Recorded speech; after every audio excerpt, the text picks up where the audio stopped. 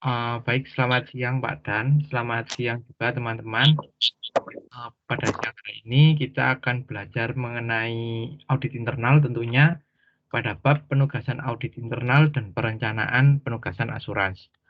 Sebelum memulai kegiatan hari ini, alangkah baiknya kita berdoa menurut agama dan kepercayaan kita masing-masing. Berdoa dipersilakan.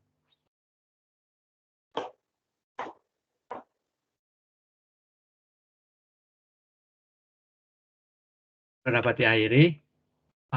Baik teman-teman, kita akan belajar mengenai penugasan audit internal dan perencanaan penugasan asuransi. Yang pertama ada The CPS itu berkata proper prior planning prevent poor performance. Jadi perencanaan yang baik itu akan mencegah adanya kinerja yang buruk. Jadi dari sini kita belajar bahwa alangkah baiknya kita merencanakan perencanaan yang baik agar tidak terjadi kesalahan-kesalahan ataupun kinerja yang buruk yang akan terjadi di pelaksanaannya nanti. Selanjutnya ada dua bab di sini. Yang pertama adalah proses penugasan audit internal.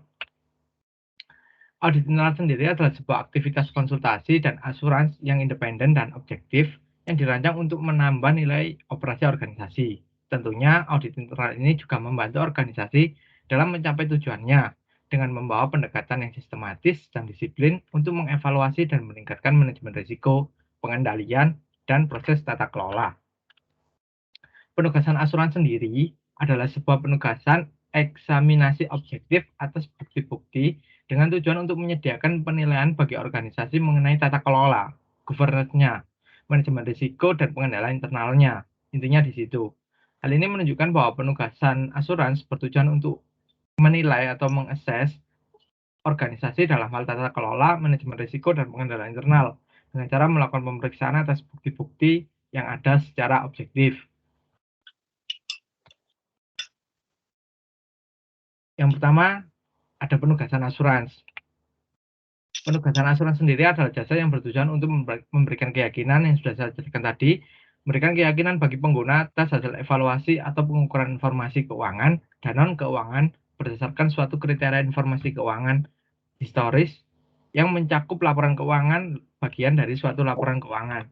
Jadi, di penugasan asuransi ini informasi keuangan historis itu berpatokan pada Undang-Undang Nomor 5 Tahun 2011, yaitu dapat menyediakan jasa asuransi yang berupa jasa audit atas audit umum dan jasa review atas laporan keuangan historis. Untuk tahapannya adalah sebagai berikut. Di sini ada tahapan penugasan ya, dari perencanaan, pelaksanaan, hingga komunikasi ataupun evaluasi. Jadi yang pertama dalam proses perencanaan itu ada yang namanya tujuan dan ruang lingkup.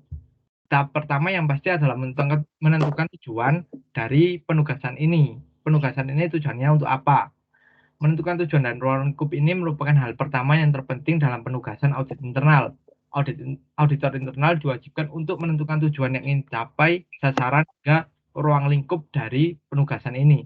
Jadi ruang lingkup ini mencakup seberapa jauh yang akan diaudit. Jadi tidak boleh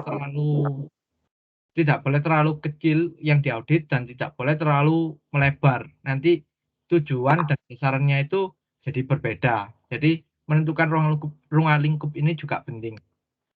Yang kedua, memahami audite, memahami apa yang ingin diaudit.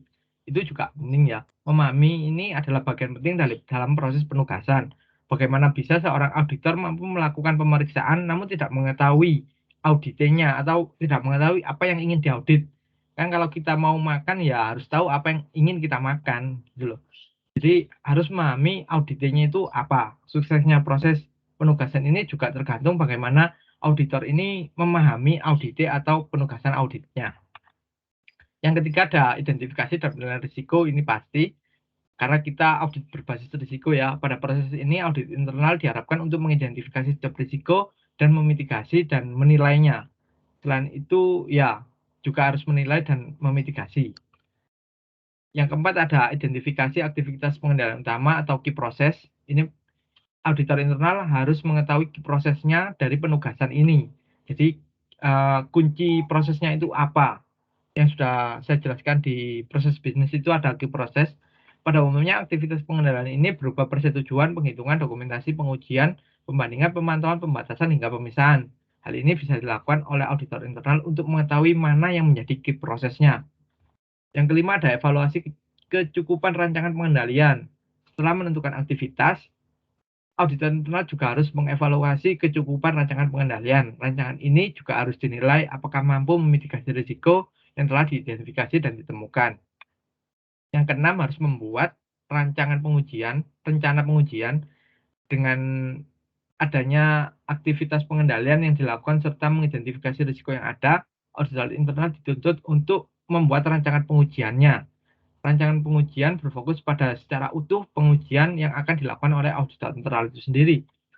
Yang ketujuh, mengembangkan program kerja. Setelah terbentuk sebuah rencana pengujian, auditor internal akan membuat dan mengembangkan program kerja tersebut. Pada bagian ini, auditor internal hanya perlu menyempurnakan proses yang ada. Jadi, karena sudah ada tadi yang akan diuji, di sini lebih ke menyempurnakan apa-apa yang salah atau apa-apa yang tidak perlu untuk proses audit internalnya nanti, proses penugasannya nanti. Hal ini dikarenakan pengembangan program kerja hanya untuk memoles hal yang telah dilakukan sebelumnya. Yang ke-8 yang tentunya harus mengalokasikan sumber daya, jadi menentukan sumber daya SDM-nya berapa, sumber daya keuangannya berapa, dan lain-lain. Itu juga dalam proses perencanaan. Yang kedua ada tahapan pelaksanaan. Yang pertama adalah melakukan pengujian terhadap pengumpulan informasi dan bukti. Pengujian ini dilakukan guna mengetahui atau mencoba apakah penugasan asuran tersebut sudah dinilai baik atau belum. Pada setiap pengujian ditemukan hasil pengujian. Pada hasil pengujian tersebut bisa diputuskan untuk menguji kembali atau berhenti. Jadi lebih ke uji coba. Yang kedua ada evaluasi dari pengujian tadi. Evaluasi bukti ini dilakukan saat suatu informasi pada pengujian telah diketahui dan dapat dibedah kelemahan serta kelebihan pada proses pengujian tersebut. Dengan adanya evaluasi ini memungkinkan terjadinya perubahan ataupun adanya revisi pada uji yang telah dilakukan. Yang ketiga ada mengembangkan hasil observasi dan apa formulasi rekomendasinya. Pengembangan ini dilakukan setelah ditemui hasil evaluasi yang telah dilakukan. Selain itu, pada tahap ini juga harus diformulasikan rekomendasi apa yang harus dilakukan oleh organisasi. Hasil observasi ini terdiri dari 4 hal utama, yaitu yang pertama, kriteria menunjukkan standar, ukuran atau ekspektasi yang digunakan untuk mengevaluasi dan memverifikasi temuan. Selanjutnya ada tahapan komunikasi. Yang pertama ada evaluasi hasil observasi. Ini sudah saya jelaskan barusan, setiap kali hasil observasi yang diidentifikasi harus dilakukan evaluasi. Yang kedua ada komunikasi dengan internal dan pendahuluan. Komunikasi ini dilakukan sepanjang penugasan asuran berlangsung, bukan hanya pada saat perencanaan dan pelaksanaan saja. Beberapa masalah akan timbul pada saat pelaksanaan penugasan tersebut, dan komunikasi ini merupakan hal penting untuk mengatasi masalah, dan komunikasi ini dilakukan dengan manajemen. Yang ketiga ada komunikasi dengan penugasan final. Pada tahap ini sudah mengkonsolidasikan dan mensistemasikan semua bukti yang dikumpulkan selama penugasan asuransi. Yang keempat, mendistribusikan komunikasi hasil penugasan. Ini dikomunikasikan baik secara formal maupun non formal. Komunikasi final harus membuat kesimpulan yang dapat diaplikasikan secara baik serta rekomendasinya itu apa. Yang terakhir, pemantauan atas tindakan koreksi. Jadi setelah sudah dilakukan, semuanya sudah dilakukan, sama seperti pengendalian internal, di poin terakhir, komponen terakhir itu ada namanya pemantauan. Jika tidak dipantau, bisa jadi penugasan ini lama-kelamaan akan rusak dengan sendirinya dan rusak dengan waktu, seperti itu, teman-teman. Yang kedua ada penugasan konsulting. Penugasan konsulting juga terdiri dari konsulting memiliki beberapa perbedaan dengan penugasan asuran yang dilakukan oleh auditor internal. Beberapa perbedaannya adalah seperti sifat dan ruang lingkup penugasan asuran ditentukan oleh fungsi audit internal. Sedangkan dalam penugasan konsulting, sifat dan ruang lingkup ditentukan dengan kesepakatan antara auditor dengan klien. Selain itu, penugasan konsulting bersifat fleksibel dan daripada penugasan asuransi. Sama seperti penugasan asuransi, ada perencanaan, pelaksanaan, ada komunikasi. Tahapan perencanaan ini berpatokan pada standar 2200 perihal perencanaan penugasan. Tahapan ini, auditor internal harus mengembangkan dan mendokumentasikan rencana pada penugasannya seperti sasaran, ruang lingkup, tujuan, sama seperti tadi, sumber daya, dan lain-lain. Pada tahapan pelaksanaan berpacu pada standar 2300 2300, standar ini menyampaikan pada proses pelaksanaan, auditor internal harus mengidentifikasi, menganalisis, mengevaluasi, dan mendokumentasikan informasi untuk mencapai tujuan yang telah direncanakan. Yang ketiga ada komunikasi berpacu pada standar 2400. Standar ini mengatur bahwa auditor internal harus mengkomunikasikan setiap peristiwa dari hasil penugasan. Selain itu, pada standar 2410 menyebutkan bahwa komunikasi ini harus mencakup tujuan, ruang lingkup, hingga hasil keterlibatan yang sudah direncanakan dan telah dilaksanakan. Yang ketiga ada penugasan atas kontrak dan pihak ketiga. Penugasan atas kontrak dan pihak ketiga ini pada umumnya meliputi pemasok, lisensi, penyewaan, dan outsource. Dalam hal ini, auditor internal harus memahami seluruh elemen yang terkait dengan external business relationship atau EBR, mulai dari upaya membangun hubungan dengan baik, penyusunan kontrak, dan pendefinisian hubungan, pembelian, pengelolaan, dan pemantauan hubungan yang berkesinambungan. Jadi ini ada hubungannya nanti dengan pihak ketiga. Ada 3 jenis kontrak, teman-teman, yang mungkin sudah dipelajari di akuntansi keuangan ya. Ada lump sum, cost plus fee, unit price, joint venture. Lump sum ini adalah pembayaran yang dilakukan secara tidak langsung atau mengangsur. Yang secara langsung atau tidak mengangsur. Atau yang kedua, cost plus fee adalah kontrak yang penyedianya mendapatkan bayaran atas total biaya pengadaan dan keuntungan atau dapat juga dikategorikan sebagai biaya dan jasa, biaya langsung dan jasa. Yang ketiga ada unit price. Unit berarti per unit, adalah kontrak yang sering disebut dengan kontrak harga satuan dengan menilai pekerjaan yang dikerjakan oleh kontraktor dibayar berdasarkan volume yang dikerjakan oleh pemilik proyek. Kalau di perpajakan itu ada pekerja satuan, itu unit price. Joint venture itu adalah sebuah gabungan dari beberapa perusahaan dari berbagai negara untuk melakukan kerjasama menjadi sebuah perusahaan demi mencapai konsentrasi kekuatan ekonomi tanpa melihat besar kecilnya modal. Yang penting join dulu aja. Itu joint venture. Penugasan atas kontrak ini memiliki berapa rangka. Yang pertama adalah memahami organisasi dan hubungannya. Jadi memahami organisasinya ini bentuknya apa, tujuannya apa, dan hubungannya. Lump sum, cost plus fee, unit price, atau joint venture. Auditor internal diharapkan untuk memahami organisasi dan hubungannya dengan pihak ketiga. Hal ini menunjukkan bahwa auditor internal harus mampu mengidentifikasi setiap jenis EBR yang dijalankan. Dengan adanya pemahaman jenis EBR akan memudahkan auditor internal untuk menentukan tujuan dan arah penugasannya ini mau kemana. Selain itu, auditor internal juga harus memahami lingkup bisnisnya pihak ketiga ini. Yang kedua adalah menilai dan mengontrol risiko, karena dengan pihak ketiga ini pasti ada risikonya dan biasanya risikonya lebih besar. Setelah memahami organisasi dan bahkan jenis hubungannya dengan pihak ketiga, auditor selanjutnya harus menilai risikonya yang ada dalam hubungan tersebut, dalam EBR tersebut. Selain itu, auditor juga harus mengidentifikasi risiko-risiko yang dimiliki atau risiko bawaan dari organisasi pihak ketiga. Identifikasi ini bertujuan untuk penilaian dan memberikan rasa kontrol dari dan kehati-hatian dari dampak yang akan ditimbulkan dari risiko. Jadi lebih bisa memitigasi adanya risiko seperti itu dengan mengetahui EBR-nya dan jenis organisasinya. Yang ketiga ada yang pasti melakukan audit. Setelah mengetahui risiko dan tujuan dan jenis, yang pasti auditor akan melakukan audit. Yang keempat adalah melaporkan. Pada tahap ini merupakan tahap yang mendekati tahap terakhir. Hal ini dikarenakan auditor sudah memiliki hasil dari audit yang telah dilakukan sebelumnya. Pada tahap ini, auditor hanya perlu melaporkan hasil serta evaluasinya kepada manajemen untuk keperluan audit. Yang kelima adalah memantau. Pasti setelah dilakukan penugasan itu pasti harus dipantau. Tahap selanjutnya adalah memantau perkembangan dari penugasan auditnya ini.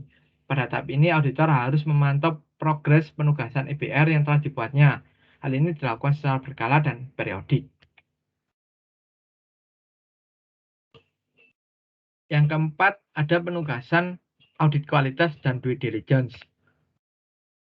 Tujuan dari penugasan audit kualitas adalah untuk memberikan asuransi bahwa desain dan rencana kualitas yang dimiliki oleh organisasi telah memadai sehingga apabila rencana tersebut dilaksanakan memiliki kualitas yang diinginkan tercapai. Sedangkan due diligence adalah proses menginvestigasi seseorang, perusahaan, sebuah bisnis, ataupun sebuah transaksi finansial. Pada pelaksanaannya, due diligence dilaksanakan oleh tim yang beranggotakan auditor internal penegak hukum, auditor eksternal, dan anggota tim lainnya. Selain itu, dalam penugasan ini berfokus pada DUI Professional Care. DUI Professional Care adalah kemampuan auditor untuk melakukan proses audit. Setelah itu, dilakukan koordinasi secara mendalam bersama tim yang ada. Jadi, due diligence ini lebih mengarah ke investigasi yang akan dilakukan, entah itu pada seseorang, perusahaan, ataupun transaksi finansial. Jadi, lebih ke arah adanya kecurangan, seperti itu. Pada proses pelaporannya, kedua penugasan ini berfokus pada hal-hal yang bersifat fakta, netral, objektif, dan kualitatif. Jadi, karena investigasi ini ya, jadi harus bisa memberikan fakta-fakta lapangan apa yang terjadi di orang tersebut, apa yang terjadi pada yang diinvestigasi, apa yang terjadi pada laporan tersebut, apakah ada kecurangan atau tidak. Hal ini dikarenakan penugasan due diligence berfokus pada investigasi mengenai seseorang atau bahkan transaksi keuangan. Yang kelima ada penugasan security audit.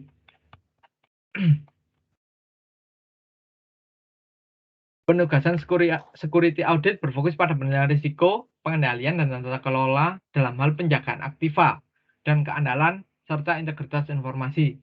Security audit ini dapat dilakukan pada operasi atau fasilitas atau pada subjek seperti pengamanan terhadap teknologi informasi atau pengamanan terhadap kantor pusat organisasi. Jadi security audit ini lebih berfokus untuk mengamankan entah itu aset ataupun sebuah informasi keuangan, karena informasi ini merupakan hal yang penting bagi dalam hal lain ini kompetitor kita ya. Jadi informasi ini harus memang benar-benar jaga agar tidak bocor. Kebijakan dalam pengendalian security audit adalah standar penanganan risiko seperti pencurian, akses yang tidak berizin pada komputer, dan lain-lain, hingga adiksi. Hal ini menunjukkan bahwa security audit berfungsi dan berfokus sebagai pengamanan terhadap hal-hal yang tidak diinginkan oleh organisasi. Selain itu, aktivitas yang dilakukan dalam security audit ini adalah pengamanan aset, pengendalian akses, penanganan bahaya, pengendalian sumber daya, pengendalian password, PIN, hingga pengamanan penyimpanan data. Di sisi lain, risiko yang ada dalam security audit dapat dilakukan penindakan seperti diterima atau perlu diperbaiki.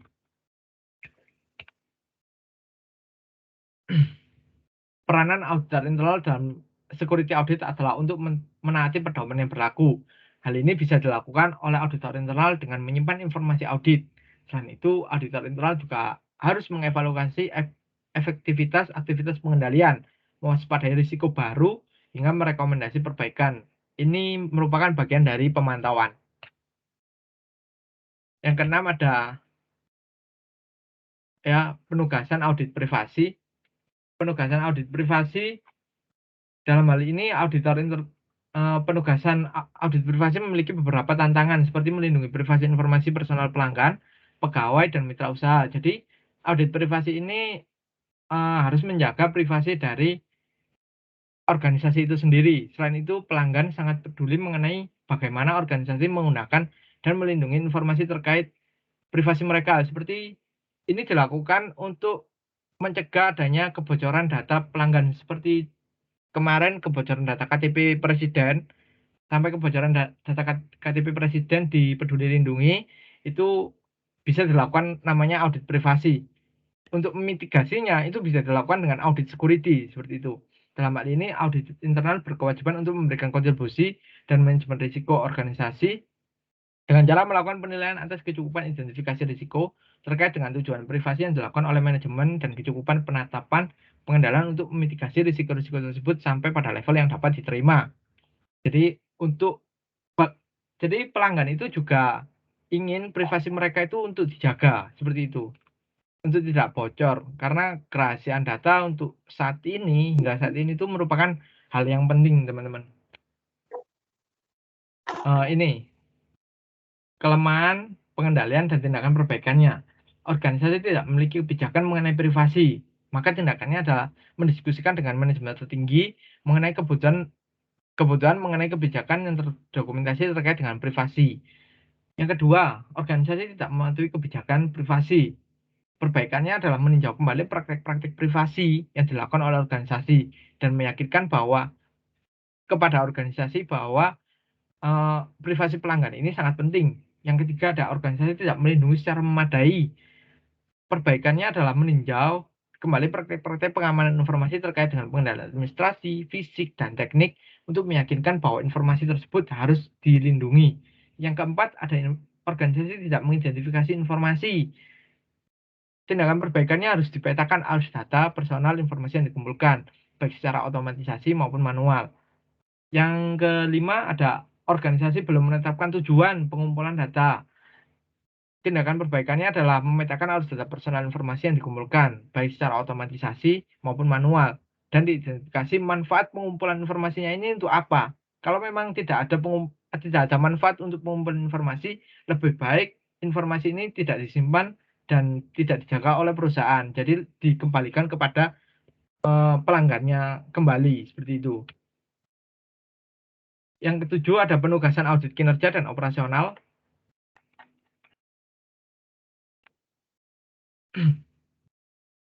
Penugasan audit kinerja dan operasional ini merupakan standar atau ukuran yang didesain dan ditulis sedemikian rupa sehingga memungkinkan personil untuk mengukur kemampuan kinerja untuk mencapai tujuan organisasi yang terpenting. Manajemen harus menetapkan pengendalian atas kinerja berupa penetapan dan penerapan guna pencapaian audit kinerja dan operasionalnya. Tujuan dari penugasan ini adalah untuk memberikan asuransi terhadap informasi yang disampaikan melalui KPI dalam hal kemanfaatan bagi manajemen. KPI sendiri memiliki beberapa karakteristik seperti relevan, dapat diukur, tersedia, dan articulated. KPI ini Key Process Indicator ya. Relevan menunjukkan bahwa KPI mampu mengukur kinerja atas aktivitas yang penting. Dapat diukur menunjukkan KPI memiliki informasi yang bermanfaat. Tersedia menunjukkan KPI memiliki informasi yang tepat bagi pihak yang tepat sehingga memungkinkan pengukuran kinerja tepat waktu. Articulated menunjukkan bahwa KPI diinformasikan dan dipahami oleh pihak terkait. Auditor operasional berfokus untuk menyediakan asuran atas tata kelola perusahaan, manajemen risiko, dan pengendalian terkait dengan tujuan efektivitas dan efisiensi operasi. Dalam hal ini, auditor internal berperan untuk memberikan kesimpulan atas efektivitas pengendalian dalam mitigasi risiko operasional audit. Selain itu, auditor internal juga harus menyimpulkan secara langsung atas efektivitas dan efisiensi operasi dalam pencapaian target-target yang telah ditetapkan. Yang terakhir adalah penugasan audit keuangan dan ketaatan.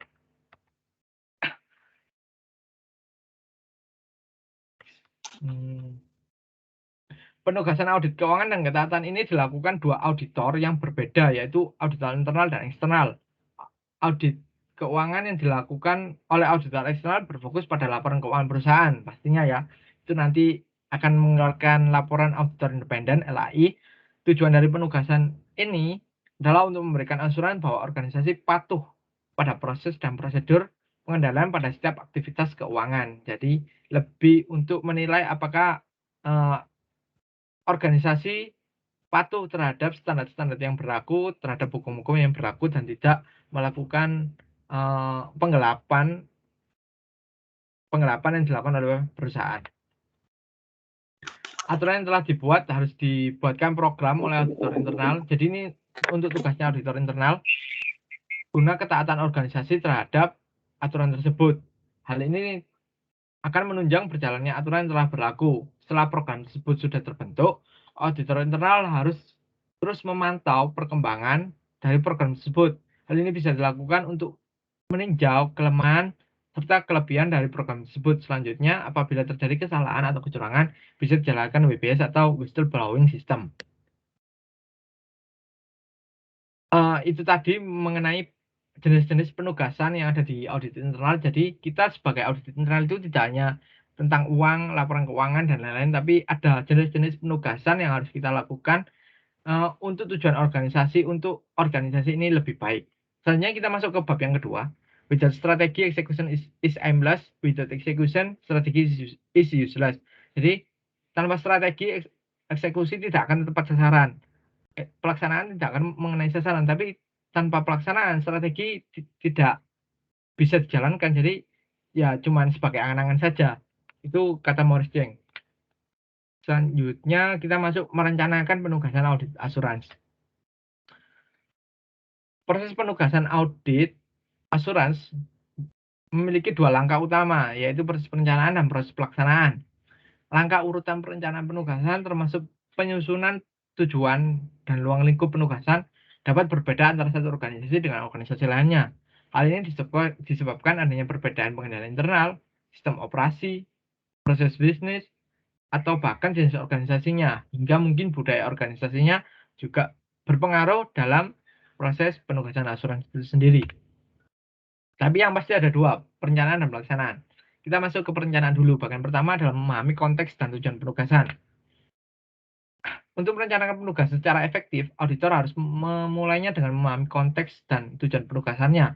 Mengapa penugasan ini dimasukkan dalam rencana audit tahunan, dan bagaimana visi misi, tujuan strategi organisasi dalam dan hal-hal lainnya sejalan dengan hal tersebut dari area atau proses yang ditinjau.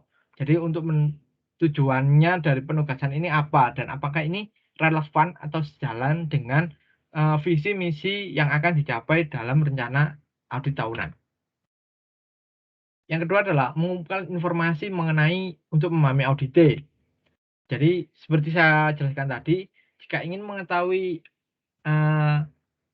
apa yang ingin dilakukan, kita harus mengetahui sebelumnya. Jadi jika ingin melakukan penugasan audit, kita harus mengetahui auditinya itu apa yang ingin diaudit, seperti itu loh. Pada umumnya auditor internal akan mengumpulkan informasi mengenai tujuan bisnis, proses yang ada untuk tujuan, risiko yang menghambat tercapainya tujuan bisnis, pengendalian yang ada untuk memitigasi risiko. Ada 2 teknik untuk membantu auditor internal dalam mengidentifikasi risiko, yaitu menggunakan peta atau proses, atau yang kedua adalah brainstorming atau tukar pikiran mengenai risiko potensi. Jadi ini beberapa cara untuk mengidentifikasi risiko.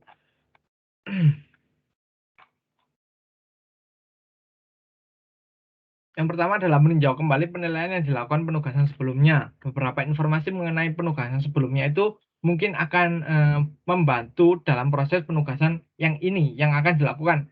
Auditor internal harus juga meninjau kertas kerja dari penugasan terakhir untuk mengumpulkan informasi tentang proses dan pengendalian yang ada dalam penugasan yang lalu. Meninjau kertas kerja yang dilakukan mungkin auditor internal untuk menanyakan tindakan perbaikan yang akan dilakukan untuk penugasan selanjutnya. Yang kedua adalah memahami dan memetakan proses pengendalian. Guna memahami risiko yang menyebabkan gagalnya pencapaian tujuan, auditor internal harus memahami area dan proses yang akan ditinjau. Suatu peta yang memberikan gambaran besar mengenai output, input yang penting akan sangat bermanfaat. Auditor internal juga dapat membuat sendiri atau menggunakan peta proses yang sudah dibuat, dan auditor internal harus memastikan bahwa peta tersebut telah akurat.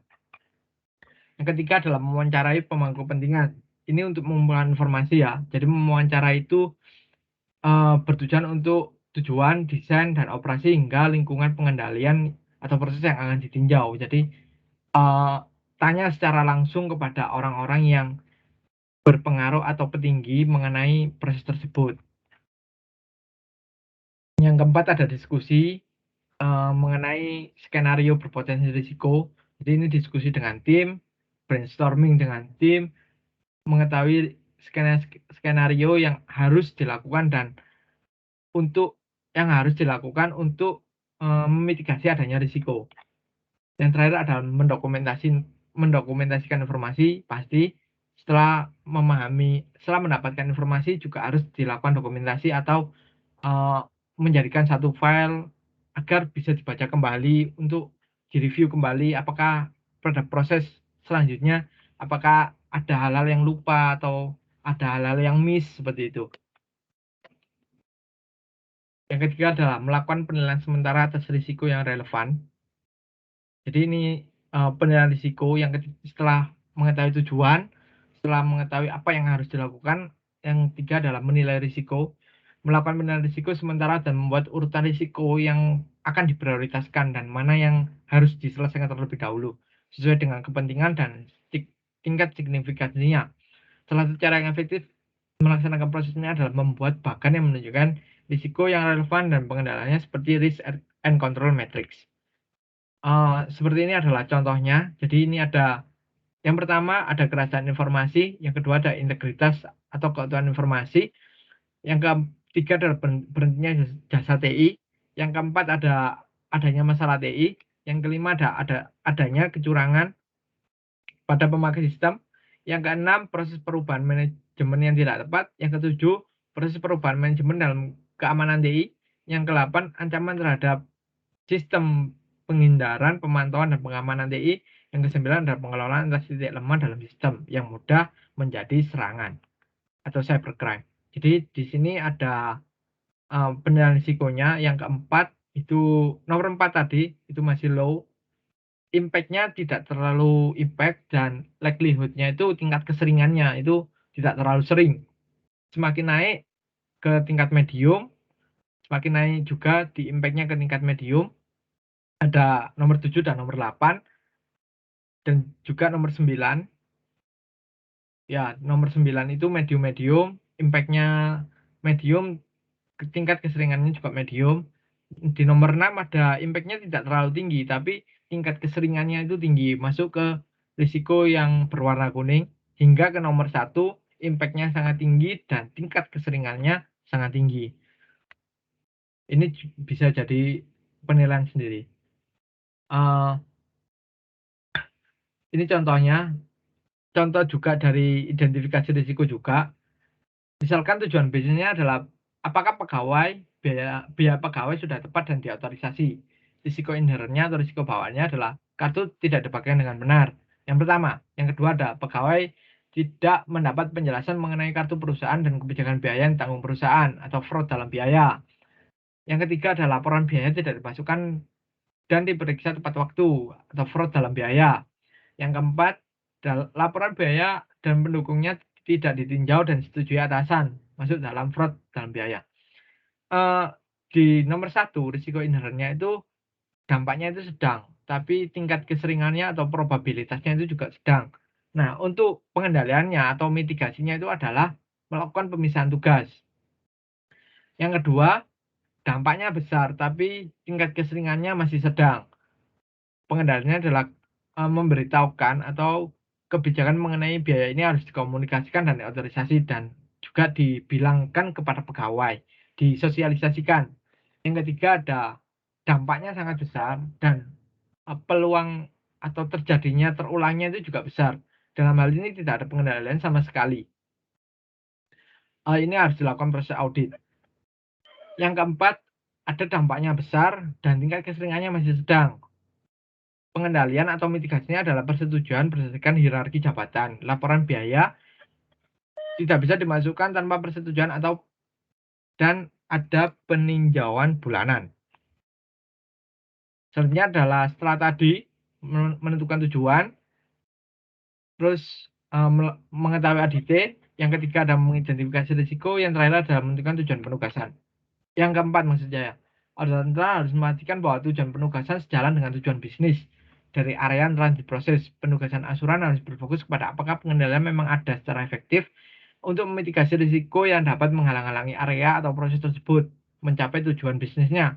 Auditor internal juga harus mengidentifikasi kriteria yang cukup untuk menilai tata kelola, manajemen risiko, dan pengendalian dari area atau proses yang ditinjau dan menentukan tujuan bisnis dan sasaran sudah dicapai. Yang kelima, yang jelas pasti menentukan lingkup penugasan. Hal ini untuk tidak terlalu jauh lingkupnya yang akan diaudit dan tidak terlalu kecil. Jadi pasti areanya itu benar-benar area yang bertujuan untuk mencapai tujuan penugasan dan tujuan organisasi. Jadi tidak terlalu lebar dan tidak terlalu kecil. Yang keenam, sudah saya jelaskan tadi, mengalokasikan sumber daya. Karena sumber daya yang tepat ini akan juga membantu auditor internal dalam proses penugasannya, baik itu sumber daya manusianya ataupun keuangannya, ya dari keuangan dan lain-lain. Dari prosedur, anggaran, teknik, dan pelaksanaannya. Keempat hal tersebut perlu diperhatikan dengan alokasikan secara baik yang akan berpengaruh terhadap tujuan yang akan dicapai oleh organisasi tersebut. Yang ketujuh adalah yang terakhir dalam perencanaan pasti mendokumentasikan, karena dokumentasi ini bertujuan untuk di proses penugasan selanjutnya sebagai bukti atau data proses penugasan sebelumnya bahwa ada penugasan seperti ini, ataupun bisa menjadi review lah seperti itu. Yang ke-8 ada pelaksanaan penugasan. Dalam proses pelaksanaan asuran ada setidaknya 4 hal penting. Yang pertama adalah identifikasi informasi, analisis dan evaluasi, dokumentasi informasi, dan penugasan supervisi. Selanjutnya kita masuk ke studi kasus. PT XYZ melakukan penugasan asuran audit internal yang dilakukan pada tanggal 15 Juni 2019 hingga 30 September 2019.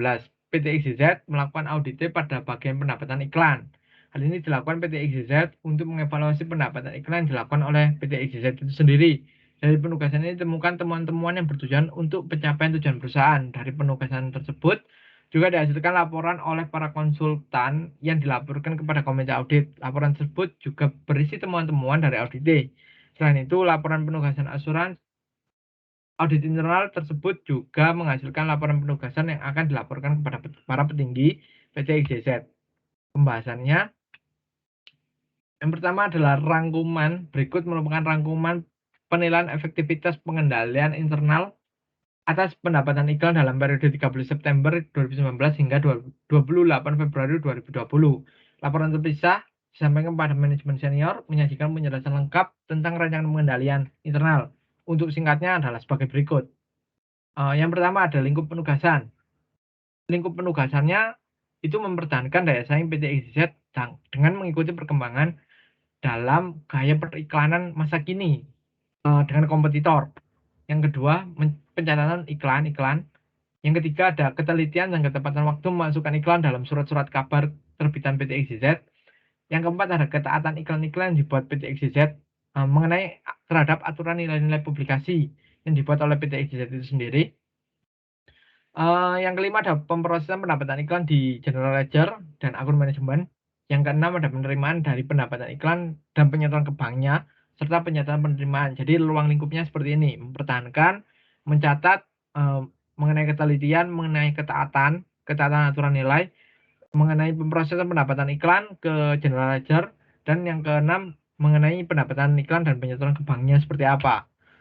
Itu ruang lingkupnya. Untuk keterbatasan inheren atau risiko inherennya, ada keterbatasan inheren yang mengenai apa yang dapat dicapai oleh pengendalian internal dan konsekuensinya adalah keterbatasan mengenai kesimpulan yang ditarik dari penugasan ini. Keterbatasan ini meliputi kemungkinan pengambilan keputusan yang salah.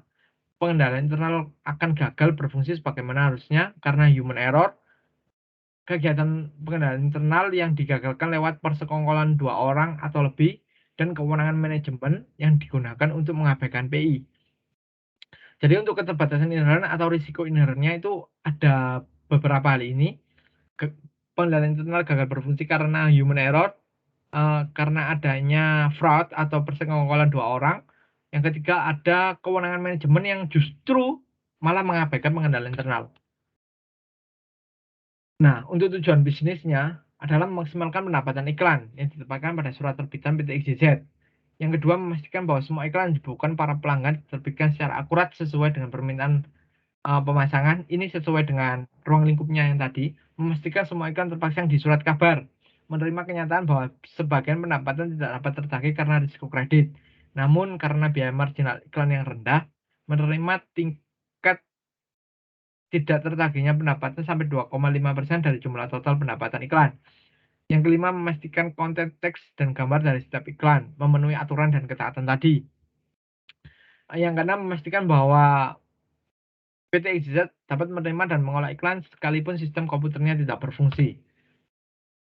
Sebenarnya ada pada proses pelaksanaannya memahami bisnis dan tujuannya tadi, Yang kedua, menelaah proses identifikasi risiko dilaksanakan manajemen dan mengamati screening proses yang dilaksanakan manajemen untuk mengidentifikasi risiko yang signifikan. Yang ketiga, ada menilai efektivitas PI karena tadi ada risiko PI-nya itu sendiri. Yang keempat, menguji efektivitas PI yang dilaksanakan pada 30 September hingga 28 Februari 2020. Selanjutnya adalah pengumpulan informasinya tadi, tren atau kecenderungan dalam hasil keuangan perusahaan, dan key performance measure atau ukuran keberhasilannya yang digunakan manajemen bersama perbandingan dengan perusahaan sejenis. Pengumpulan informasinya ini. Yang kedua, dalam sistem-sistem yang digunakan untuk mengolah transaksi dan menghasilkan manajemen informasi. Yang keenam tadi sudah identifikasi risiko. Identifikasi risiko berawal dari menilai efektivitas PI, karena tadi ada PI-nya ada masalah. Selanjutnya adalah hasil dari proses berkelanjutan yang dilakukan manajemen untuk mengidentifikasi dan mengenal risiko. Penilaian ini meliputi pemahaman mengenai lingkungan pengendalian secara menyeluruh, kinerja yang dilakukan manajemen, dan proses yang dirancang manajemen untuk mengidentifikasi risiko-risiko yang akan timbul di kemudian hari atau emerging risk. Yang ketujuh ada screening terhadap risiko. Yang pasti adalah menilai, mengidentifikasi, dan memitigasi. Proses ini pada saat semua risiko potensial dievaluasi oleh manajemen berdasarkan penilaian risiko mengenai probabilitas terjadinya dan dampak yang sudah saya jelaskan tadi, mengenai likelihood atau tingkat keseringan dan impact-nya. Risiko-risiko yang memenuhi kriteria tertentu dianggap applicable risk. Proses screening ini diatur dan difasilitasi oleh para konsultan yang ahli dalam bidang ini dari firma konsultan PQR. Auditor internal mengamati dan berpartisipasi dalam pertemuan-pertemuan risk screening ini yang dilakukan pada setiap divisi. Rincian dari hasil screening ini adalah menghasilkan daftar applicable risk. Daftar applicable risk tersebut adalah sebagai berikut. Yang pertama ada risiko pendapatan iklan tidak maksimum karena kegagalan memantau perkembangan pada komputer. Yang kedua adalah risiko iklan yang diterbitkan tidak memenuhi aturan nilai-nilai publikasi. Yang ketiga, risiko pemindahan data dari sistem editorial dan sistem pembebanan yang tidak akurat karena tidak semua iklan dibebankan pelanggan. Yang keempat, ada risiko bahwa cek yang diterima tidak disetorkan ke bank. Tadi sudah ada risikonya juga. Yang kelima, ada risiko bahwa uang tunai yang diterima di front desk tidak diteruskan ke kasir atau digunakan untuk kepentingan pribadi. Yang keenam, ada risiko bahwa sistem editorial dan sistem pembebanan tidak tersedia atau komputernya mati. Yang kedelapan, ini ada pengendalian yang dirancang untuk memitigasi applicable risk. Jadi cara untuk mengatasi risikonya itu seperti apa? Yang pertama ada specific control yang berhubungan dengan pengelolaan transaksi secara individual. Yang kedua ada pervasif yang berhubungan dengan lingkungan pemrosesan, akses ke sistem, mutu, dan pelatihan personalia atau pegawai, penanganan fisik, dan lain-lain. Yang ketiga ada monitoring. Jadi setelah melakukan spesifik dan pervasif, akan dilakukan monitoring yang berhubungan dengan kinerja dan rekonsiliasi saldo, pengawasan umum oleh manajemen atas KPI, dan proses-proses prosedur monitoring lainnya. Yang kesembilan, bagaimana berjalannya PI. Auditor internal menguji apakah PI berjalan sesuai dengan rancangan yang telah dimulai pada 30 September 2019 hingga 28 Februari 2020. Serangkaian tes ini terdiri dari penelaahan bukti pelaksanaannya PI ini, diskusi dengan personalia kunci atau pegawai kunci, dan mengevaluasi integritas informasi yang digunakan untuk melaksanakan PI. Ke-10, perkecualian. Pekerjaan auditor internal ini mengidentifikasi adanya PI yang cukup untuk 5 dari 6 applicable risk. Namun dalam hal risiko berhubungan dengan tersedianya sistem editorial dan sistem pembebanan, auditor internal menemukan bahwa PT XYZ tidak mempunyai rencana yang tepat dalam hal memungkinkannya melanjutkan beroperasinya sistem-sistem tersebut. Meskipun tidak terjadi insiden selama proses pelaksanaannya, auditor internal menyarankan manajemen untuk membuat rencana yang rinci dan detail dan mengujinya untuk mengantisipasi adanya gagal berfungsi sistem komputer tersebut. Kesimpulannya dari penugasan ini ya, ini kesimpulan dari penugasan ini, Dalam pelaksanaan penugasan auditor internal sebagaimana dijelaskan di atas, tidak ada hal-hal yang auditor internal ketahui mengindikasikan adanya risiko kecuali applicable risk yang dijelaskan dan dirinci dalam bagian mengenai risk screening di atas yang menjadi pertimbangan seharusnya dinilai sebagai mungkin terjadi dan berdampak tinggi. Menurut auditor internal, kecuali mengenai risiko tidak adanya sistem editorial dan sistem pembebanan, SIN PI untuk applicable risk dalam semua hal efektif untuk mitigasi applicable risk tersebut ke tingkat yang dapat diterima. Jadi, selain dalam sistem editorial dan sistem pembebanan, PI ini sebenarnya sudah bisa untuk, memitigasi atau menurunkan applicable risk ini ke tingkat yang dapat diterima. Selain itu, auditor internal juga berpendapat bahwa pengendali internal yang memantau dan mengamankan applicable risk dalam semua hal telah berjalan dengan efektif. Kesimpulan dari materi saya adalah penugasan audit internal bertujuan untuk memitigasi dan mengendalikan serta menangani risiko yang ada. Hal ini dikarenakan penugasan audit internal atau auditnya adalah berbasis risiko atau karena kita audit based risk ya.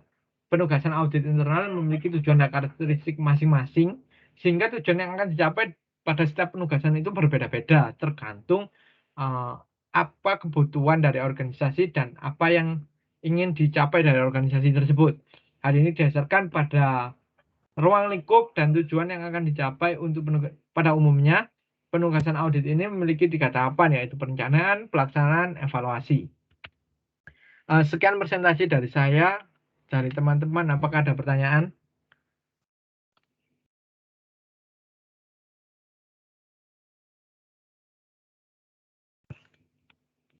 Saya ya. Dari Gideon, silakan. Ya, terima kasih Mas atas kesempatannya. Saya Gideon Christian belakang 42 ingin bertanya. Tadi kan ada disebutkan jenis hubungan kontrak kayak lump sum, cost plus fee, joint venture, dan unit price. Nah, Ya, bisa jelaskan apa risiko dari masing-masing jenis kontrak tersebut dengan pihak ketiga? baik. Terima kasih. Ya, terima kasih Gideon. Selanjutnya ada Michael. Ya, terima kasih atas kesempatannya. Saya Michael dengan NIM belakang 25. Jadi saya ingin bertanya, di komunikasi akhir itu ada yang namanya positive assurance dan negative assurance. Bisa tolong dijelaskan apa itu positive assurance dan negative assurance? Terima Ya, kasih. baik, terima kasih.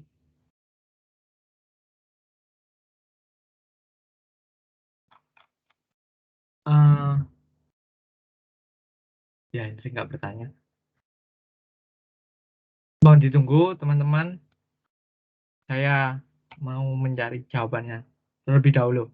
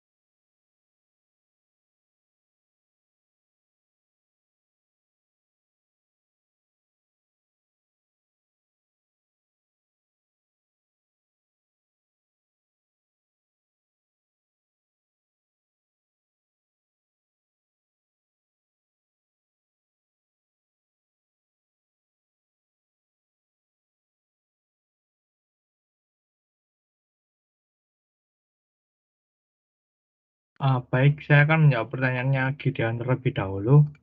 Apa risiko dari EBR atau External Business Relationship? Dari 4 EBR tadi ya. Yang pertama adalah lamsam. Lamsam ini memiliki beberapa risiko. Risikonya adalah semakin banyak antisipasi kerugian tidak terduga yang muncul selama proyek oleh kontraktor, maka semakin tinggi harga penawaran proyek yang akan diajukan. Jadi semakin banyak antisipasi kerugian tidak terduga yang akan muncul pada proses kontraktornya nanti, maka akan semakin tinggi penawaran yang akan diajukan. Selain itu, peluang munculnya langkah manipulatif kontraktor untuk mendapatkan margin besar.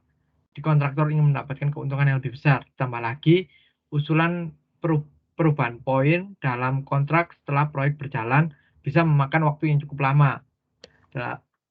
Dalam hal ini, auditor internal harus memitigasi setiap risiko, yang merupakan hal ini merupakan hal lumrah mengingat tugas auditor internal dalam penugasannya adalah menilai setiap risiko.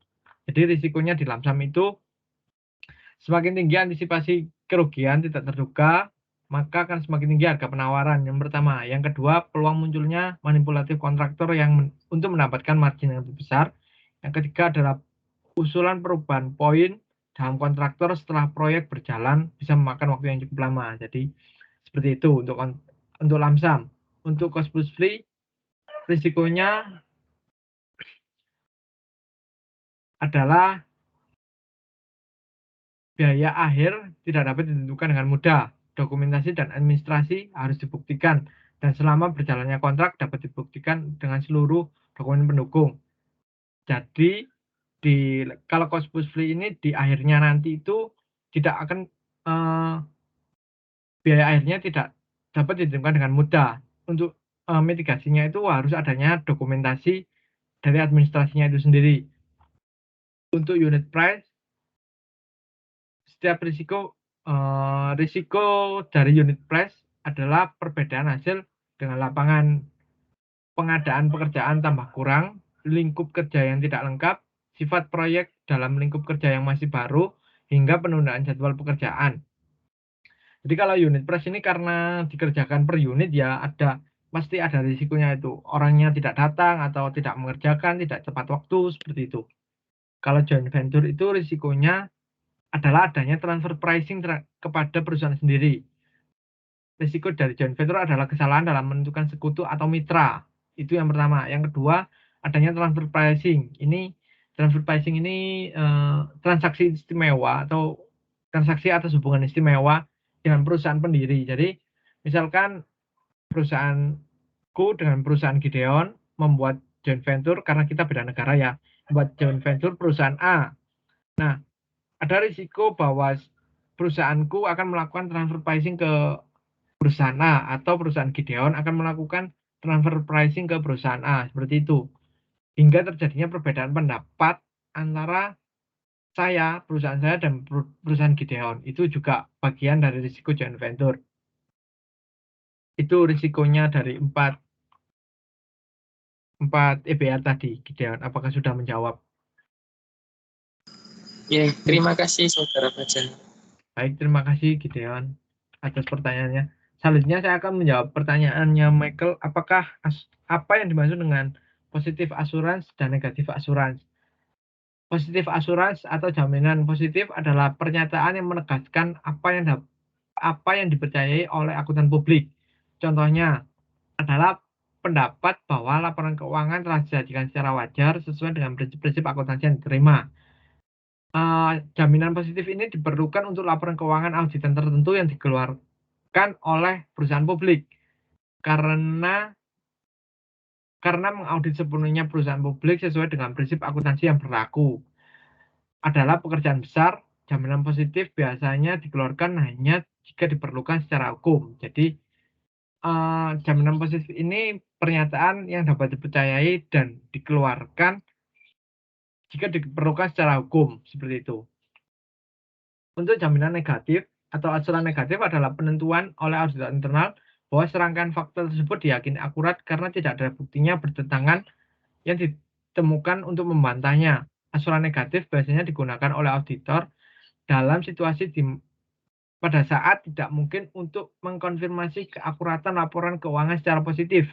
Tujuan dari jaminan negatif adalah untuk mengkonfirmasi bahwa tidak ada bukti penipuan yang ditemukan atau bahwa praktek akuntansi hukum ditemukan dilanggar.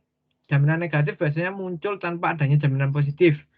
Jaminan akurasi positif dianggap lebih kuat dan berarti auditor telah melakukan pekerjaan yang cukup untuk menyatakan bahwa laporan keuangan perusahaan memberikan gambaran yang akurat tentang kondisi keuangan perusahaan berdasarkan bukti yang telah ditemukan. Jaminan negatif paling sering dikeluarkan oleh seorang akuntan diminta untuk meninjau laporan keuangan bersertifikat yang telah disiapkan oleh akuntan lain. Dalam hal ini, karena akuntan lain telah menegaskan keakuratan laporan, jaminan negatif dianggap cukup untuk mengonfirmasi bahwa laporan tersebut bebas dari salah satu material. Jadi jaminan negatif ini lebih ke karena sudah ada bukti yang tidak melanggar, maka laporan tersebut dianggap bebas dari salah satu material. Pendapat jaminan negatif juga dikeluarkan ketika seorang akuntan diminta untuk meninjau pernyataan yang terkait dengan penerbitan sekuritas. Seperti itu. Atau IPO. Apakah menjawab, Saudara Michael? Oh iya, sudah menjawab. Terima kasih, Saudara Fajar. Terima kasih, teman-teman. Apakah ada pertanyaan lain mengenai penugasan dan perencanaan asuransi? Penugasan audit internal dan perencanaan asuransi?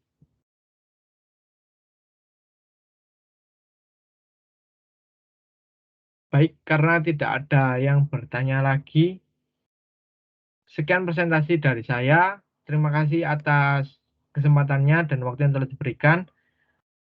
Selanjutnya saya berikan kepada Pak Dan untuk menyampaikan materi. Cek. Ya, semoga ya terdengar. Terdengar, Pak. Ya, oke. Ya, terima kasih untuk Fajar yang sudah membantu kita belajar tentang penugasan audit internal dan perencanaan assurance. Di apa yang kita lakukan itu kaitannya dengan pekerjaan dari audit internal kita dan kemudian assurance yang terkait dengan audit eksternal, gitu ya. Di intinya begitu, dua pekerjaan yang apa yang kita lakukan sekarang itu terkait dengan perencanaan audit eksternal. Jadi kan ini kan ceritanya bagaimana ternyata kerja-kerja kita itu akan berpengaruh terhadap perencanaan audit eksternal. Jadi ya sudah seperti yang dijelaskan oleh dengan gamblang dan jelas dan lengkap oleh Fajar. Nah, kita lihat bahwa sebenarnya apa yang kemudian penugasan audit internalnya. Nah, ternyata Fajar sudah benar membahasnya dengan mengatakan bahwa kita adalah bagian TWG, itu Statutory Governance. Jadi auditor internal itu adalah bagian dari pemegang kunci atau kemudian pihak yang berkepentingan terhadap governance atau tata kelola perusahaan. Sehingga kita sebagai audit internal itu menjadi pengontrol kendali dari pelaksanaan GCG. Jadi kalau pelaksanaannya GCG siapa? Pelaksananya tentu manajemen.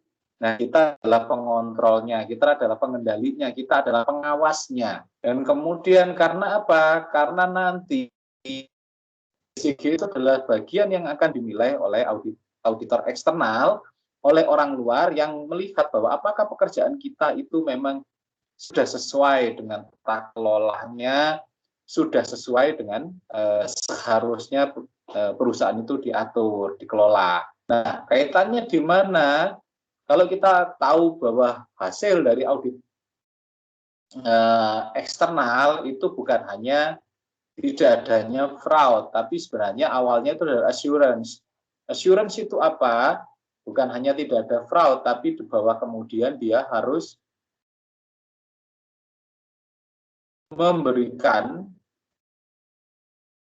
keyakinan terhadap yang diaudit itu harus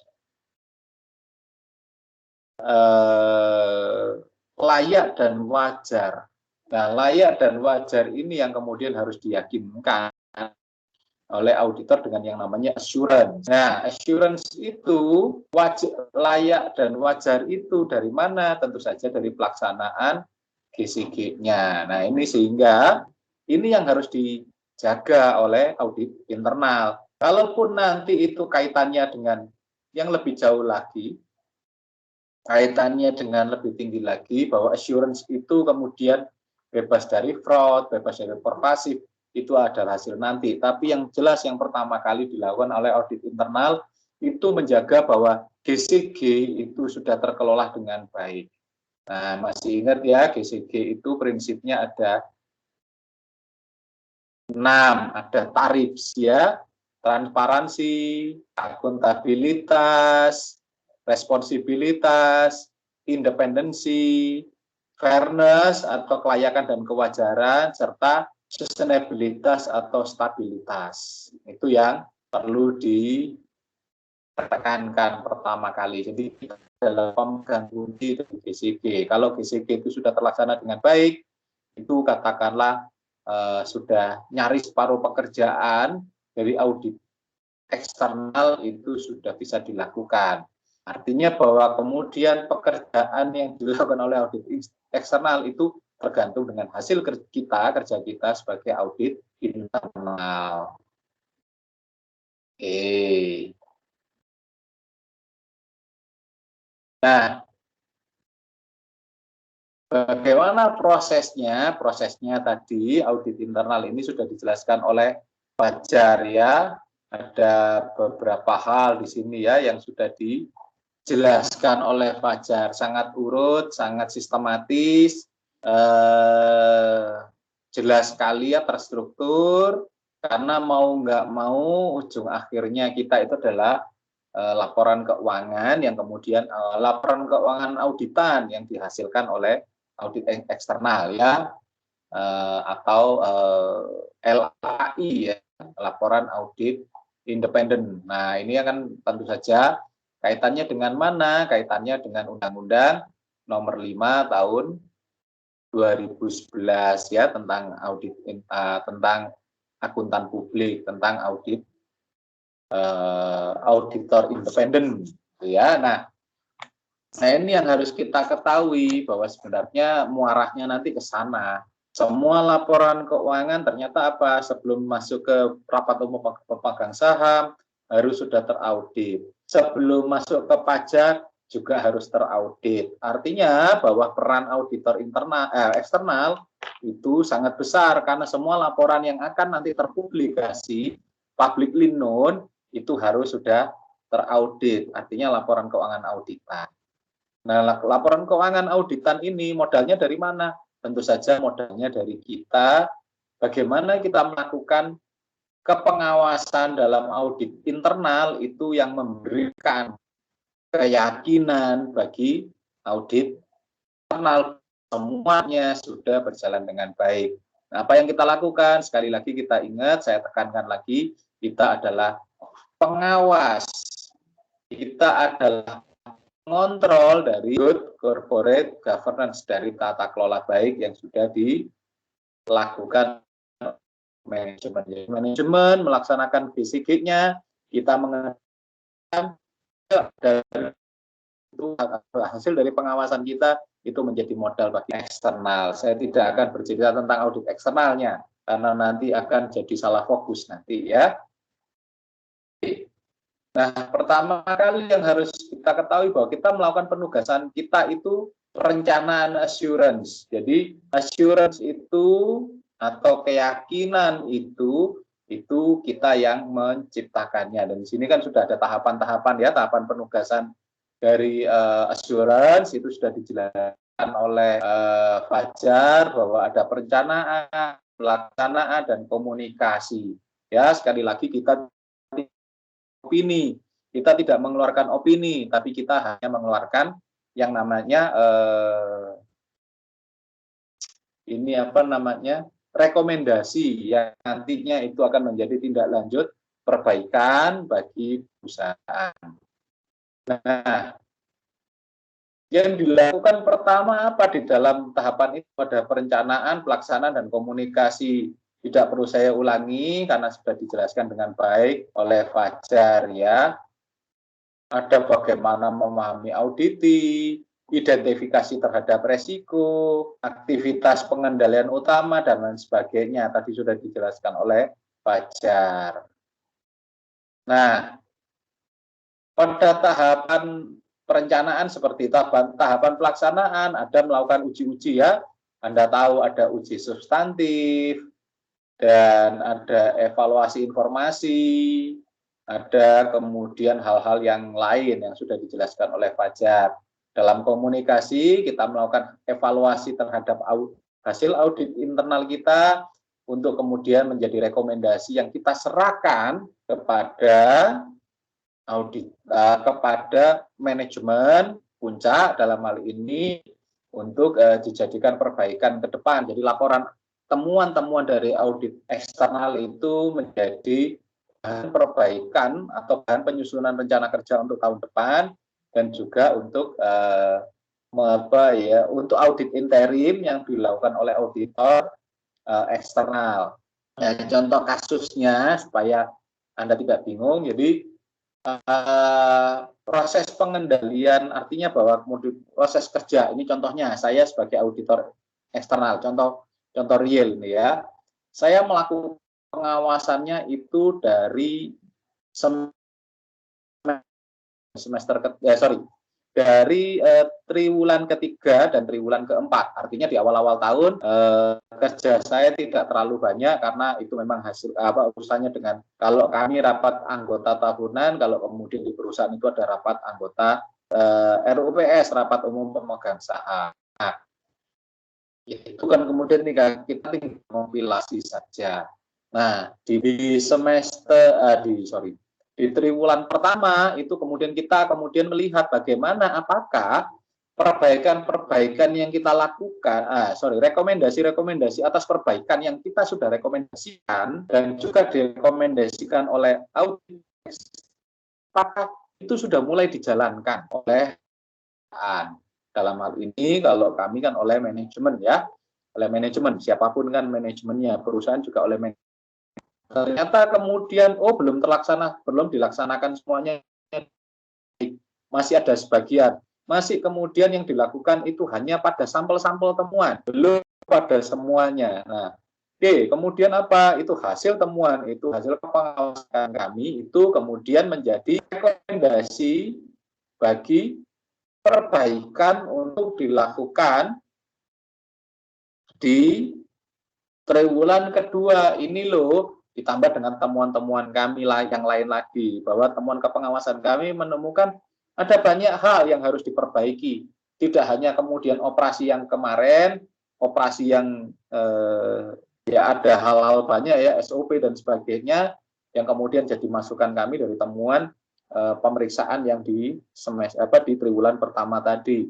Di triwulan kedua, kemudian ditambahin bahwa yang kemarin rekomendasi belum dilaksanakan semua, sekarang lengkapi, bukan hanya pada tahun ini mundur sampai tahun ke belakang, bahkan karena audit itu dilakukan 3 tahun, periksa sampai 3 tahun ke belakang. Nah, kemudian apa selanjutnya, bahwa kemudian perbaikan ini dipersiapkan untuk sampai bulan 9 ya, dan sampai ke triwulan ketiga. Nah, triwulan ketiga kami lakukan lagi pada bulan 10 itu, kemudian kami lakukan kepengawasan lagi. Jadi per 3 bulan kami keliling gitu ya, di masing-masing cabang. Nah, apa yang kemudian kami lakukan? Ini persiapan untuk masuk ke audit interim. Apa aja yang perlukan? Jadi ketaatan pada yang namanya operasional, ketaatan pada kredit, kendali anggaran dan sebagainya, itu yang kami lakukan proses kepengawasannya, proses audit internalnya, dan kemudian itu dijadikan rekomendasi perbaikan di masa persiapan audit interim ini, masa persiapan audit eksternal mau datang. Nah, ini yang kami lakukan. Nah, sekarang sudah kemarin itu pada bulan 9 sudah berjalan, bulan 10 mereka sudah melakukan perbaikan-perbaikan untuk persiapan audit eksternal yang akan datang di bulan 11. Dan ya kaitannya ini juga kemudian apa yang akan kami kerjakan ini kan sudah masuk ke audit interim ya. Jadi contoh kasus beneran ini kami alami benar. Nanti di bulan 11 tepatnya mulai minggu depan. Jadi minggu depan itu libur. Ya kita tidak perlu kuliah karena saya harus melakukan kepengawasan lagi. Artinya kepengawasan akhir bersama dengan audit interim dari audit eksternal. Tepat seperti apa yang dibahas hari ini. Jadi apa yang dibahas oleh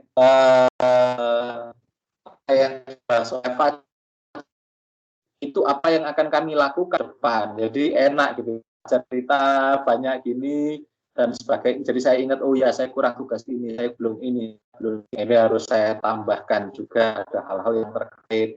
Jadi nanti minggu depan kami akan keliling juga. Saya kebetulan jatuhnya di cabang 1, cabang 2 itu nanti ada yang lain, cabang 3 di Blitar itu ada yang jalan lain. Ya saya cerita seperti ini karena Michael sudah tahu ya di masing-masing cabang. Tapi bersamaan tidak seperti dulu. Michael kan urut gitu ya. 1, 2, 3, 4, 5, 6 kami punya 11 cabang atau 11 minggu. Ini enggak. Datang langsung di 3 cabang, langsung 4 hari, langsung dengan cara menginap. Gitu ya. Itu yang kami lakukan. Jadi lebih enak ngobrolnya, ketemunya lebih enak gitu. Nah, yang kami lakukan itu ya seperti apa yang dibahas hari ini. Penugasan audit internal sudah kami tuntaskan. Kami berikan rekomendasi untuk perbaikan-perbaikan sudah kami buat untuk dilaksanakan oleh auditi kami, yang itu kemudian secara lebih besar lagi nanti menjadi auditinya auditor eksternal atau akuntan audit independennya ya, auditor independennya.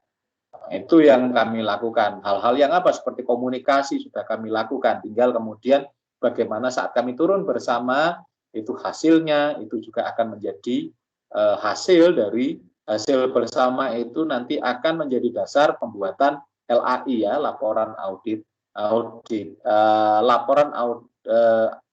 auditor independen. Nah, itu yang kami lakukan tahun ini. Pada minggu depan. Jadi minggu depan kita tidak kuliah karena saya harus keliling gitu ya. Nah, oke. Nah, apa selanjutnya? Selanjutnya di sini kan, nah ini saya yang nggak enak gitu ya bahasanya itu penugasan konsulting. Nah, ini karena terjemahan Fajar mengambilnya langsung dari bukunya langsung ya. Kalau saya lebih tetap menggunakan bahasa Indonesia yang baku ya, konsultasi. Jadi ya penugasan konsultasi. Jadi setelah kemudian apa yang kami lakukan, kami sudah turun. Kami sudah melakukan rekomendasi itu sudah dijalankan. Konsultasi sudah dijalankan. Tapi kan itu dari sisi kami sendiri ya. Ini ditambah dengan temuan yang dari auditor eksternal. Nah, hasil kerja bersama nanti, hasil temuan bersama nanti itu yang akan menjadi proses-proses penugasan konsultasi. Walaupun konsultasi secara umum itu tiap tahun kita bisa lakukan, tiap saat bisa lakukan, tapi ini kan penugasan dari penugasan konsultasi atau aktivitas konsultasi ini karena kita sudah menemukan dalam 1 tahun itu apa yang menjadi masalah. Apakah di BCG, apakah di keuangannya, ataukah di SOP, atau di masalah organisasi. Karena kalau kita lihat, tadi juga ada penjelasan tentang kebangkrutan, financial distress, itu ternyata ada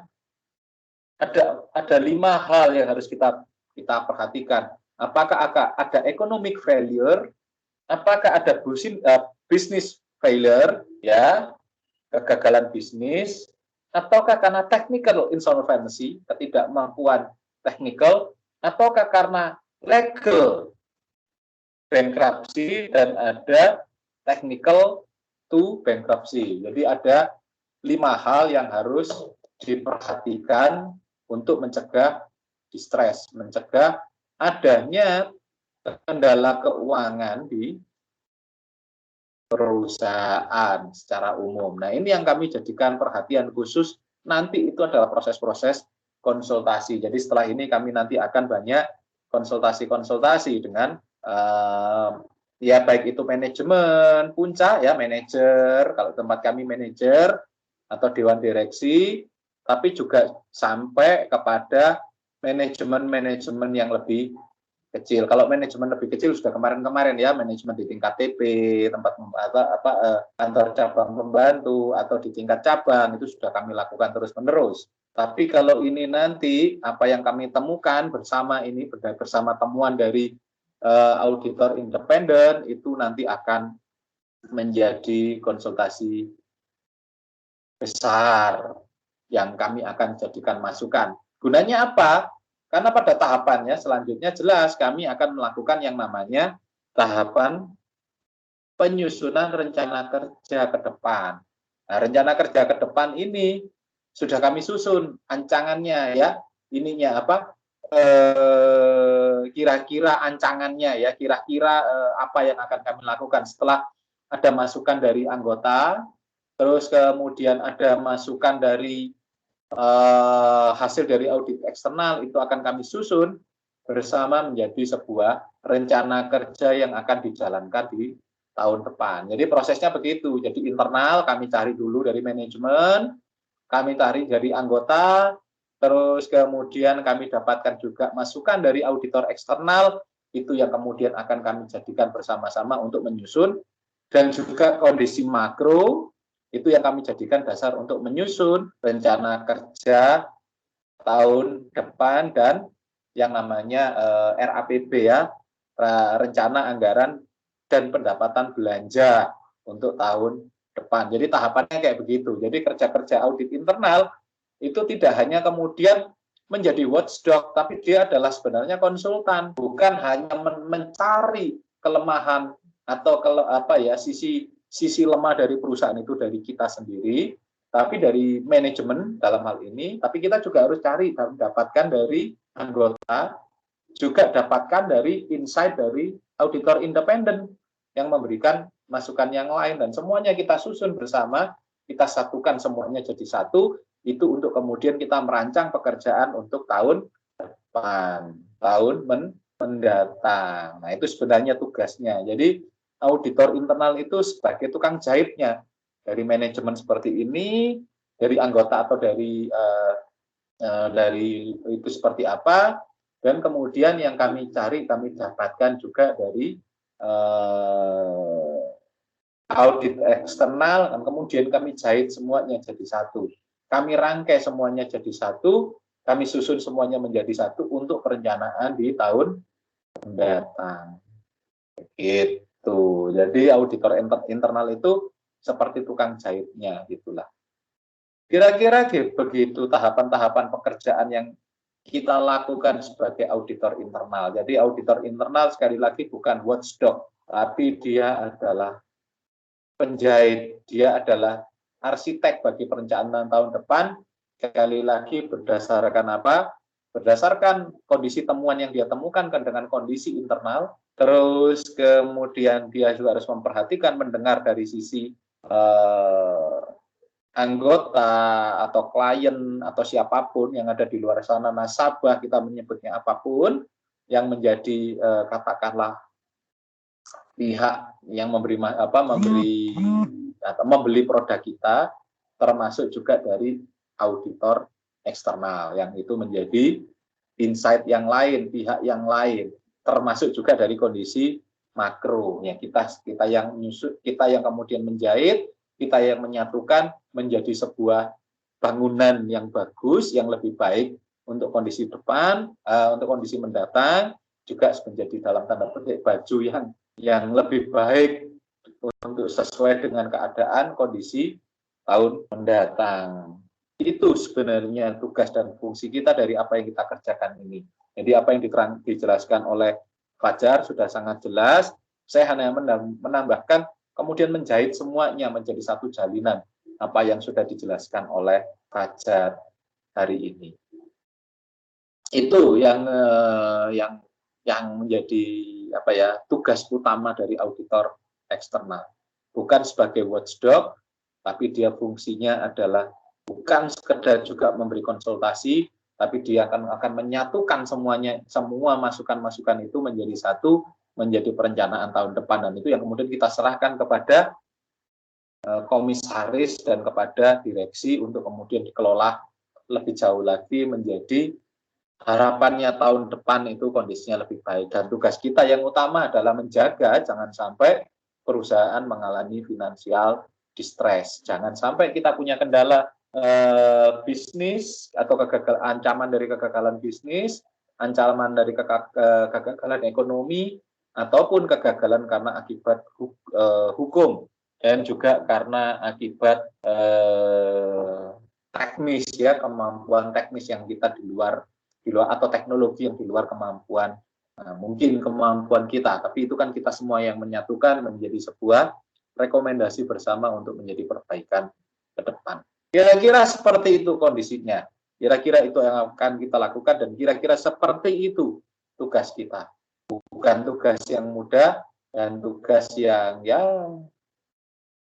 jadi kalau melihat auditor independen itu kan tahunya mereka kan ya laporan keuangan dan laporan keuangan sesuai dengan standar dan sebagainya, dan kemudian standar audit mereka. Kalau jadi auditor internal itu ternyata lebih luas karena kita harus paham operasional perusahaan kita apa, jadi ada perspektif hukum kita tahu, perspektif teknis kita harus tahu, kondisi makro kita harus tahu, kondisi hukum kita harus tahu, permasalahan di dalam kita harus tahu, dan kita harus jalinkan semuanya jadi satu. Sangat berat jadi auditor internal, lebih enak jadi auditor eksternal. Auditor eksternal itu susah cari sertifikasinya, dalam hal bekerja relatif mudah karena dia tidak perlu berpikir luas, tapi dia berpikir mendalam. Sedangkan kami yang di auditor internal itu berpikirnya tidak terlalu mendalam, tapi harus tahu banyak hal, itu yang jadi sulit. Jadi harus belajar banyak, tapi ya nggak apa-apa ya, itu kan kemudian pilihan aja.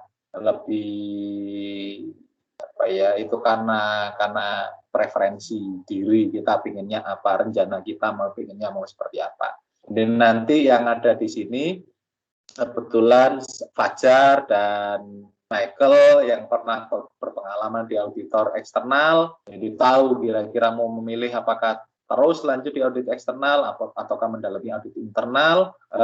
Sedangkan Henry itu saya tidak tahu PKL-nya, tapi rencananya pinginnya yang lebih spesifik, lebih khusus lagi untuk ini appraisal. Gideon saya tidak tahu, tapi itu pilihan Anda. Semoga apa yang kita pelajari ini menjadi insight kita ya, menjadi masukan bagi kita, supaya kita menjadi akun yang lebih baik. Apakah kita menjadi siapa ataupun apa, itu nanti tergantung dari nasib ya. Tapi paling tidak kita bersiap diri sejak dari sekarang. Oke, itu yang bisa saya sampaikan. Semoga ini menjadi masukan, menjadi sebuah ilmu kita bersama untuk Anda bukan hanya lulus pada mata kuliah ini, bukan hanya lulus dari Universitas Maju dengan baik, tapi juga untuk menjadi wawasan Anda saat bekerja nanti, saat kita memasuki dunia kerja. Oke, sebelum kita akhiri, kita akan tutup dengan doa. Ya, mari kita berdoa menurut iman kepercayaan masing-masing. Semoga Tuhan memberikan hidayahnya ke kita ya, memberikan berkatnya bagi kita atas ilmu yang kita dapatkan hari ini. Dan sekali lagi, minggu depan kita kosong karena saya harus melaksanakan tugas dan fungsi saya sebagai auditor internal, bukan sebagai dosen gitu ya. Pak, Oke, kelas kalau AKE juga libur ya berarti Pak? Seminggu. Oh. Saya ya kalau kemarin kan pulang-pulang Michael. Seandainya kamu PKL sekarang pasti kemudian dicari papa. Karena 4 hari mereka itu mereka stay. Jadi ikut dari saya mulai dari Kadisari, terus kemudian turun ke Tosari, ke Nongko Jajar, dan terakhir di Lawang. Itu yang di cabang 1. Demikian pula yang di Malang, mereka yang di Malang masih keliling-keliling ya, bisa pulang-pulang. Dan yang ditugaskan itu cewek. Dan kemudian yang lainnya yang cabang Blitar juga itu 3 hari mereka akan stay di Blitar. Jadi supaya lebih cepat ya, kita seminggu kita kumpulkan semuanya. Kalau kemarin kan masih ngerasakan ya, Michael pulang pergi. Kalau ini nanti enggak nginep dan nggak tahu izinnya seperti apa. Tapi kalau ini karena tidak ada mahasiswa PKL, staff semua, jadi memang enak gitu ya. Oke, itu yang bisa saya sampaikan. Jadi kita kosongkan minggu depan, ya nggak apa-apa ya untuk mempersiapkan ini tugas ini apa. Yang mau nyusun proposal silakan nyusun proposal, yang menyiapkan hal yang lain silakan persiapkan, baik itu juga untuk UAS kita. Oke. Mari kita tutup dengan berdoa menurut iman dan kepercayaan masing-masing. Dipersilahkan.